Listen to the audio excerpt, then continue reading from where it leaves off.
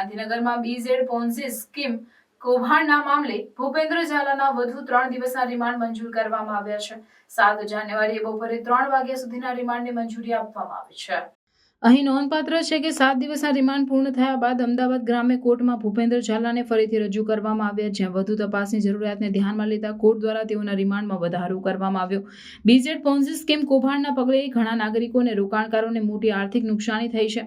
આ સ્કીમ હેઠળ ભૂપેન્દ્ર ઝાલાએ ઉચ્ચ વળતર અને નફાની લાલચ આપી રોકાણકારોને મકાન મળીને છેતરપિંડી કરી। કૌભાંડના સમાચાર પ્રસરતા પીડિત રોકાણકારો અને તેમના પરિવારજનોમાં ભારે આક્રોશ અને નારાજગી ફેલાઈ છે।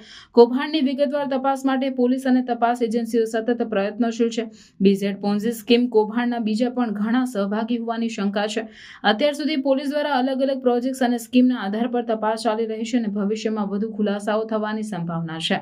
કૌભાંડના આકરા પગલાં અને પોલીસની કાર્યવાહીની સ્થિતિએ રાજ્યભરમાં ઘણી ચર્ચા થઈ છે। આ કેસનું યોગ્ય અને પારદર્શક નિરાકરણ લાવવા માટે નગરપાલિકા અને તપાસ એજન્સીઓના પ્રયાસોને આવકાર આપવો જોઈએ।